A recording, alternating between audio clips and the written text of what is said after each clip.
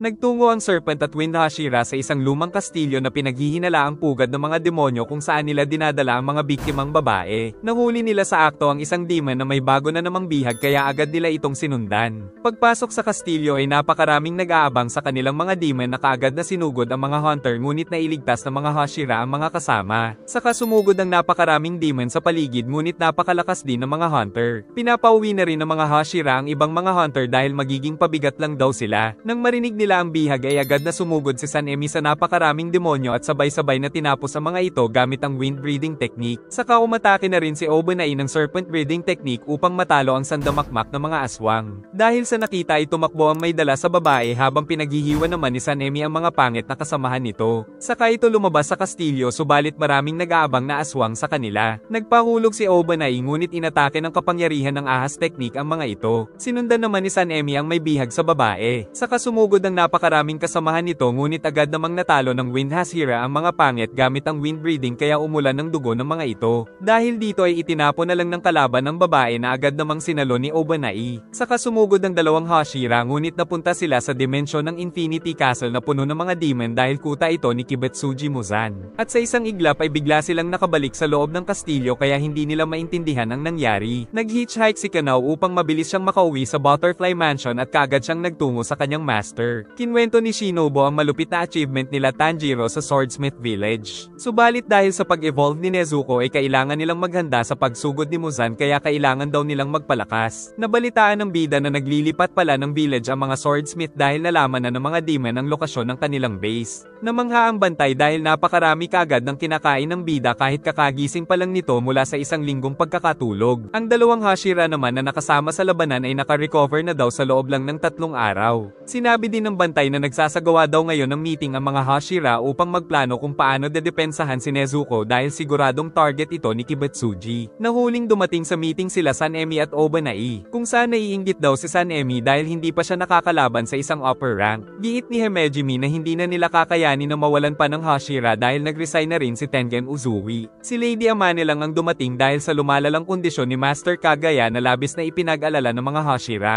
Tinanong ni Lady Amane sila Konroji at Tokito kung paano nila napalabas ang mga tatak habang nakikipaglaban sila sa upper rank dahil sa kasaysayan ay mga swordsmen na nagtataglay nito ang muntik nang nakatalo kay Muzan. Ang unang nagkaroon ng tatak ay si Tanjiro, saka sumunod sila Konroji at Tokito. Giit ni Konroji na naramdaman niyang napakagaan ng kanyang katawan at ang mga sumunod na nangyari ay hindi niya na maipaliwanag. Ayon kay Muichiro ay nakaramdam siya ng kakaiba dahil sa matinding pagnanais niyang iligtas ang isang bata. Naramdaman niya rin daw na lumagpas sa 200 beats per minute ang heart rate niya kasabay ng napakainit niyang katawan na lagpas 102 degrees. Saka nagkasundo silang kailangan nila itong matutunan bilang paghahanda sa digmaan. Ngunit ayaw sumali ni Giyo sa paghahanda na ipinagtaka ng mga kasama. Sagot lang ng Water Hashira na siya ay naiiba sa kanila na ikinagalit ni Sanemi, ngunit pinigilan sila ni Himejimi gamit ang nakapangingilabot na lakas nito. Pagbalik ni Zenitsu ay nag-ilusyon na naman siyang na-miss siya ng 3 bata at pati na ni Aoi kahit hindi naman. At nang makita niya si Nezuko ay labis ang tuwa niya dahil nakakalabas na ito kahit araw at nakakapagsalita na rin. Pero tinawag siya nitong Inosuke na ikinasira ng kanyang mod. Dahil kanina pala ay pinaulit-ulit ni Inosuke ang kanyang pangalan kay Nezuko. Dumating si Haga Nezuka na nanginginig pang binigay ang espada ni Tanjiro kung saan nilagay niya rin ang sword guard ni Rengoku. Napahanga ang bida sa kalidad ng bakal na ginamit sa espada. Giit ng swordsmith na palatandaan itong isang mahusay na swordsman ang nagmayari nito noon. Ngunit hindi daw napansin ng bida ang tatak ng espada noong unang ginamit niya ito. Giit ni Haga Nezuka na ginamit niya kasi ito agad nang hindi pa ito tapos ma-restore kaya umulit siya sa paghahasa, kaya bilang kabayaran ay nanghihingi siya ng rice dumpling sa bida araw-araw. Saka pumasok si Inosuke para manggulo samantalang naiirita na si Genya sa kanila.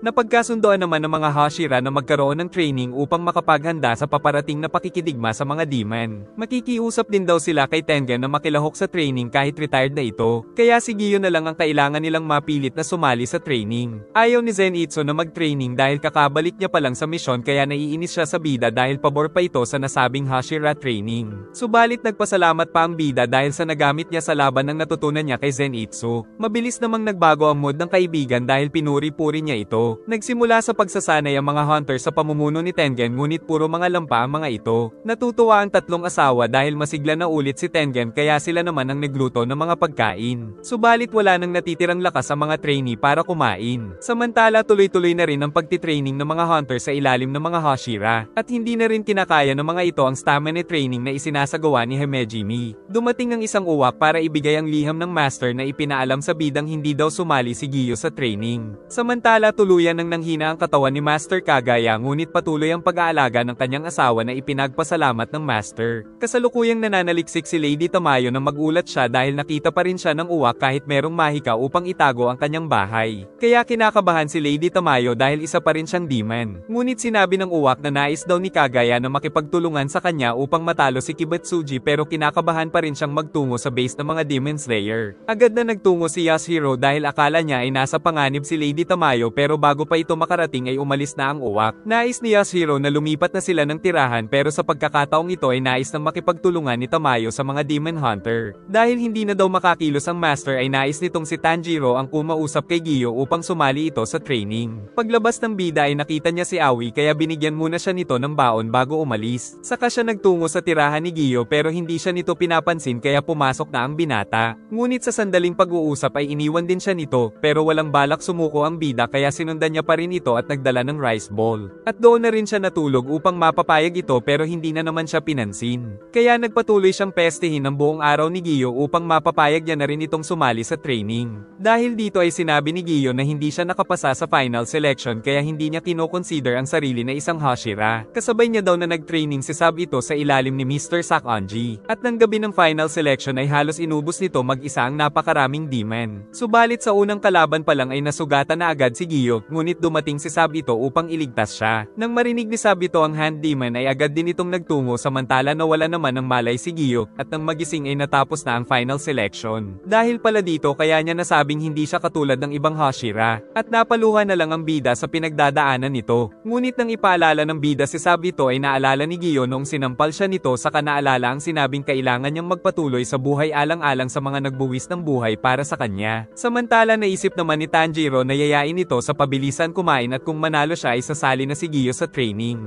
Nang itanong niya ito sa Water Hashira ay agad naman itong pumayag kaya kumain sila ng ramen. Nagpaalam naman si Kano kay Shinobu bago siya magtungo sa training ng Wind Hashira. At giit ni Shinobu na hindi siya makakasali sa training dahil may inutos sa kanya ang master. Patuloy pa rin ang napakahirap na training sa pamumuno ni Tengen. Nang dumating si Tanjiro upang magsimula na rin sa training. Kaya mapapansin ang pinagkaiba ng kanyang pambihirang stamina sa mga normal na Demon Hunter. Pagkatapos ay kumain sila ng niluto ng mga asawa ni Tengen. Tuwing gabi ay patuloy pa rin ang night patrol ng mga Demon Hunter upang masiguro ang kaligtasan nila. Nang sa isang iglap ay mawala ang kasama nito kaya nakaramdam siya ng takot pero prank lang pala ng kasama. Ngunit hindi nila napansin na nagmamasid na pala ang isang mata. Kinabukasan sa training ay parang hindi napapagod ang ating bida kaya napahanga sila dahil ganito pala kalakas ang taong maraming karanasan sa pakikipaglaban sa upper rank. At pagkatapos kumain ay pinapaakyat naman sila ni Tengen sa bundok. Ngunit para sa ating bida ay balewala lang ito. Naisip nila Sanemi at Obanai na walang pag-asa ang mga bagong recruit na maging mga Hashira.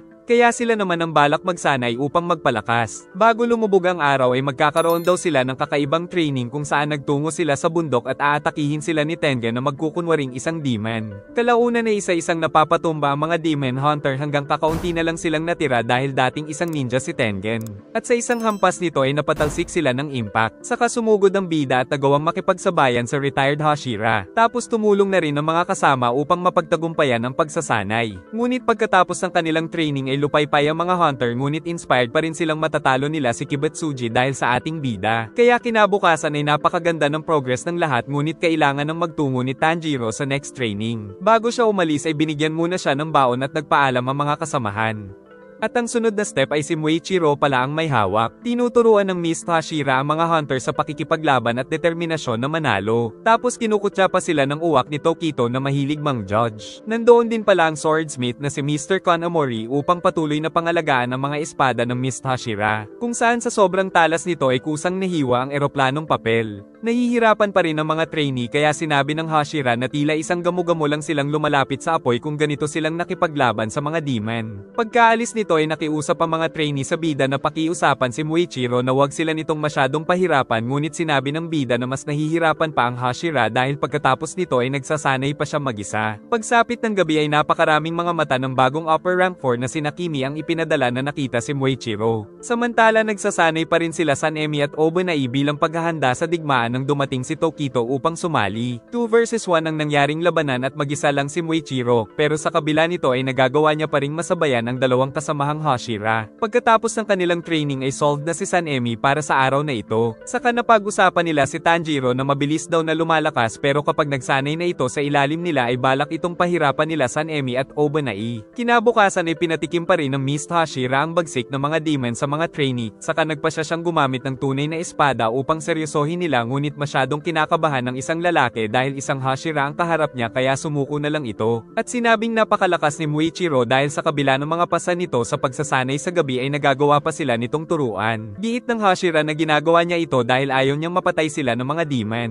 Samantala nagagawa na rin ng bida na makipagsabayan sa napakagaling na Mist Hashira kaya magtungo na daw siya sa susunod na Hashira. Ngunit hindi nito pinayagan ng ibang trainee na sumunod kay Tanjiro dahil masyado pa daw silang mahina. Nang biglang maisip ng bida na magkaroon sila ng paligsahan ng eroplanong papel dahil nabalitaan niya kay Mr. Kanamori na mahilig dito si Muichiro. At kapag nanalo daw ang bida ay kailangang maging mas mabait ng Mist Hashira sa mga trainee. Dahil kumpiyansa si Tokito ay papayagan niya daw na manalo si Tanjiro kung matalo siya nito ng kahit isang beses. Nang magsimula ang first round ay si Tokito agad ang nanalo. Nagpatuloy ang kanilang paligsahan, ngunit nang matapos ang 10 rounds ay ang Mist Hashira pa rin ang nanalo. Ngunit pati ang mga kasamahan ay nais makalaban si Muichiro Tokito sa palayuan ng lipad ng eroplanong papel. Gumawa ulit ang bida, ngunit sinira ito ng uwak ng Hashira. Kalaunan ay sabay-sabay silang nagpalipad ng kanilang mga eroplanong papel sa kalangitan, kasabay ng pangarap nilang matalo ang Demon King upang matapos na ang lahat ng kaguluhan. Pagkatapos ay naisip ni Tanjiro na kailangan niya pang maging mas malakas upang maprotektahan ang kapatid. Samantala ngayon ay si Sakaonji pala ang nagbabantay kay Nezuko habang siya ay nasa training. Giit ni Tokito na magagawa nilang matalo si Muzan basta magtulungan lang ang buong puwersa ng mga Demon Slayer. Ang susunod na Hashira ay si Kanroji na agad na sinubuan ng masarap na dessert ang bida na labis nitong nagustuhan. Pero pinagpalit siya nito bigla ng damit dahil ginagawa pala silang ballet dancer ng Love Hashira upang maging flexible ang kanilang mga katawan. Natuwa ang isang hunter na maging partner si Kanroji pero nasaktan siya ng piliting mag-split. At si Tanjiro naman ang sunod na nawasak din ng balakang. Pagdating ni Tanjiro sa Serpent Hashira ay excited na daw itong pahirapan siya dahil nabalitaan niyang nagpakasaya daw si Tanjiro sa training ni Kanroji. Pagpasok sa loob ay nakita ang mga nakataling Demon Hunter. Saka ipinakita ni Obanai na dapat ay accurate ang pag-atake nila upang hindi masaktan ng mga lalaki. Ngunit kinakabahan ng bida na tamaan ng mga ito pero nainis lang ang Hashira kaya naglaban sila, ngunit tinamaan agad ang bida. Dahil dito ay ito na daw ang pinakamahirap na training para kay Tanjiro dahil sa tensyon. Kaya pagsapit ng hapon ay hindi pa rin tumigil ang binata sa pagsasanay upang hindi niya masaktan ang mga kasama. Pagsapit ng gabi ay naligo sila sa hot spring upang mabilis na gumaling ang mga sugat mula sa training. Lumipas ang mga araw, ngunit palagi pa ring nabubugbog ang bida. Hanggang sa ika-4 na araw ay nag-imagine siyang nasa kakahuyan para hindi siya ma-distract sa mga nakataling kasama, kaya natututunan niya na rin ang matinding accuracy sa kanyang mga atake hanggang sa tamaan niya na ito sa damit. Dahil dito ay natapos na siya sa training.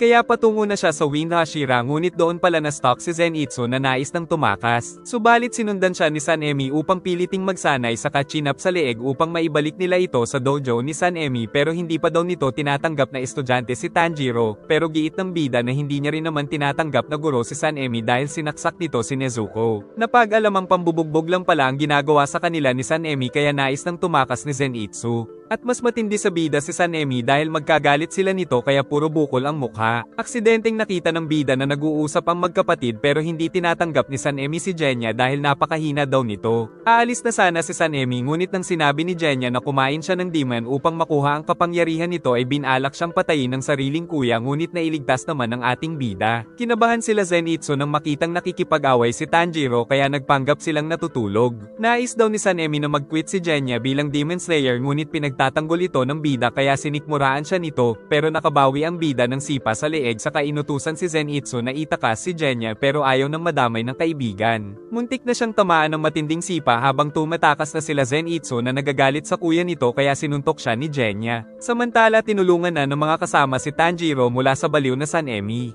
At pagsapit ng gabi ay nasuspinde ang training niya sa kupal na Wind Hashira. Nakatakas na rin si Zenitsu sa Wind Hashira dahil sa bida. Saka nagtungo sila sa isang talon kung saan kasalukuyang nagtitraining sila Inosuke sa pamumuno ni Himejimi. Giit ng Stone Hashira na kailangan nilang makatagal sa napakalamig na talon, sunod ay kailangang mabuhat ang mga troso, at ang huli ay ang matulak ang napakalaking bato ngunit nawalan na ng malay si Zenitsu sa kaba. Kaya dinala ito ng bida sa malamig na tubig upang magising. Kung makapit naman ang mga kasama sa mga maiinit na bato kaya agad itong ginawa ni Zenitsu. Kahit sobrang lamig ay nakita ng bida na pinipilit ito ni Inosuke pero nawalan ito ng malay habang nasa talon kaya niligtas ni Tanjiro. Sinubukan din ito ng bida ngunit napakalamig at napakabigat sa pakiramdam nito. Ngunit hindi rin niya kinaya kaya kumapit sa mainit na bato. Habang kumakain ay sinabi ni Tanjiro na naiiba ang amoy ni Himejimi sa ibang mga Hashira dahil ito ang pinakamalakas. Pero hindi naniniwala si Zenitsu na magagawa ni Himejimi na itulak ang malaking bato. Ngunit kasalukuyan palang tinutulak ng Hashira ang mas malaki pang bato. Muling nagsanay sila Zenitsu ngunit inanad ito ng malakas na agos. Sunod ay nagawa na rin ng bida na mabuhat ang malalaking troso. Pagsapit ng gabi ay nagmanman na naman si Nakimi dahil ipinapahanap ni Kibatsuji kung nasaan si Nezuko. Kinabukasan ay hindi pa rin maitulak ng bida ang malaking bato. Ang ibang kasamahan ay nagpasya ng umuwi dahil hanggang dito na lang ang kanilang limitasyon ngunit inaasahan pa rin ng bida ang kanilang kooperasyon sa digmaan. Pagkatapos ay gumawa ang bida ng mga rice ball na masarap nilang kinain.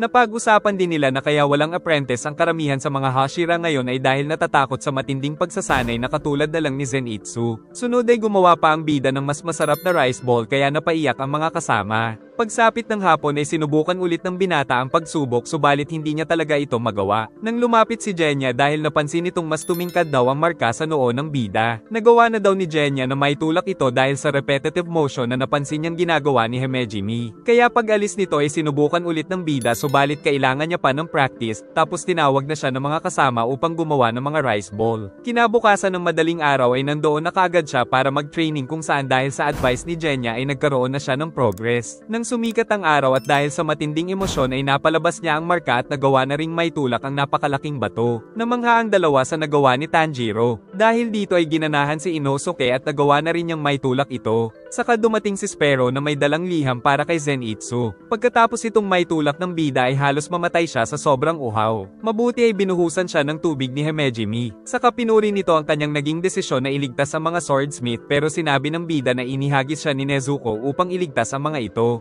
Sa kabila nito ay kinikilala pa rin siya ni Himejimi sa kanyang mga achievements. Dahil sa nakaraan ay nagpapalaki si Himejimi ng mga ulila sa templo kung saan masaya silang magkakasama. Ngunit isang gabi ay may batang hinahabol daw ng demon ang itinuro ang kanilang templo upang iligtas ang sarili nito. Kaya naman tinanggal ng bata ang insenso ng wisteria flower upang makapasok ang demon. At paggising niya ay patay na ang 4 na bata. Kalaunan ay napatay na rin ang mga natitira dahil sinubukan nilang tumakas. Ngunit may isang batang babae ang natira na nagtiwala na kaya siyang protektahan ni Himejimi. Dahil sa pagnanais na iligtas ang bata ay nalaman niyang kahit isa siyang bulag ay may napakalakas pala siyang katawan kaya walang awa niyang pinatay ang demon ng magdamag. Ngunit kinabukasan ay sinumbong ng bata na si Himejimi daw ang pumatay sa kanyang mga kasamang bata. Kaya imbis na ma-appreciate siya ay nakulong pa ang kawawang Himejimi. Ngunit dahil kay Master Kagaya ay nakalaya daw siya. Kung kaya nirerespeto daw ng Hashira si Tanjiro dahil hindi ito naduwag sa kinakaharap na pagsubok. Kaya mula ngayon ay nangako itong tutulungan ng bida na mas lumakas pa na labis naman na ipinagpasalamat ni Tanjiro. Habang kumakain ay sinabi ni Genya na napilitan lang si Himejimi na gawin siyang apprentice nang malaman na kumakain siya ng demon. At nang malaman ni Inosuke na hindi nakakagamit ng breeding technique si Genya ay tinawag niya itong loser kaya nag-away ang dalawa ngunit pinigilan ni Tanjiro ang kaibigan. Bago magtungo sa susunod na training si Tanjiro ay nagtungo muna siya kay Zenitsu upang bigyan siya ng pagkain. Samantala ang binata ay seryoso na talaga dahil siya na lang ang napag-iwanan. Hinanap niya ang lugar ni Giyo kung saan nakita niya itong nag-iensayo kasama ang Wind Hashira. Dahil sa lakas na pinapakita nila ay tila may personal na galit ang dalawa sa isa't isa at ginagawa lang nila ito para maglabas ng sama ng loob hanggang sa maputol ang mga wooden sword. Kaya magsantukan naman daw sila ngunit pinigilan na sila ng bida saka sinabing baka ang Red Bean Mochi ang pinag-aawayan nila na paborito ni Sanemi. Dahil palagi daw amoy Red Bean Mochi ang Wind Hashira. Kaya sa sobrang kahihiyan ay nasapok ni Sanemi ang ating bida. Sinabi ni Giyo na nagtitraining lang sila ni Sanemi at sa susunod ay magdadala na daw siya ng paborito nitong pagkain para lumamig na ang ulo ng Wind Hashira.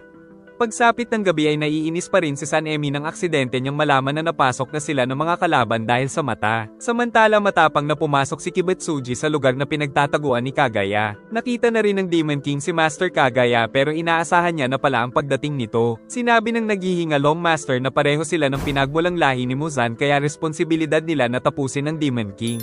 Ngunit inisip lang ni Kibetsuji kung may ubo na rin ba ang utak ni Kagaya dahil sa napakarami niyang pinatay ay wala naman daw silang magagawa laban sa kanya. Samantala naglalaro lang ang dalawang anak ng Master na hindi alintana ang panganib ni Muzan. Ipinangako ni Kagaya na hindi matutupad ang pangarap nitong matalo ang sikat ng araw dahil hindi nito makukuha si Nezuko. Nagbanta pa ang Master na nagising na daw ang mga halimaw na tatapos sa pagpupunyagi ng mga demon sa loob ng 1,000 taon dahil kapag namatay si Muzan ay maglalaho na rin ang lahat ng mga demonyo. Dagdag pa ng Master na kapag namatay siya ay lalong mag-iinit ang damdamin ng mga Demon Slayer na patayin si Muzan. Pinalabas na nito ang mga kuko upang patayin si Kagaya ngunit paparating na ang mga Hashira kasama na rin si Tanjiro mula sa iba't ibang direksyon upang iligtas ang Master. Subalit sa isang iglap ay biglang sumabog ang kinaroroonan nila dahil nagpakamatay pala ang pamilya ni Kagaya upang matalo nila ang Demon King kaya nalapnos ang buong katawan nito. Kaso kaagad itong nagsimulang mag-regenerate habang hindi makapaniwala na ganito pala mag-isip si Kagaya. Pagkatapos mag-regen ay nakita niya ang Blood Demon Art sa paligid na tumusok sa kanyang katawan para pigilan siya na kagagawan pala ni Lady Tamayo. Giit pa ng babae na ginamitan din daw niya si Muzan ng drug na nakakapagpabalik sa pagiging tao nito. Ngunit naabot nito si Tamayo at pinaalalang siya mismo ang pumatay sa kanyang asawa at mga anak kaya naiyak ang babae nang maalala ito. Saka tinusok ni Muzan ang mata nito. At sa likod ay dumating ang Stone Hashira na agad na winasak ang ulo ng Demon King. Sa nakaraan ay nakiusap pala ang Master kay Himejimi na gawin siyang pain kay Kibetsuji at kahit labag sa kanyang loob ay sumunod pa rin ang Stone Hashira. Sa kasamaang palad ay hindi pala namamatay ang Demon King sa pagputol sa ulo nito. Sa pagsugod ni Himejimi ay inatake siya ni Muzan ng napakaraming tinik ngunit winasak niya ang mga ito gamit ang kanyang espesyal na sandata. Pagdating ni Sanemi ay kalaban na ng Stone Hashira ang Demon King.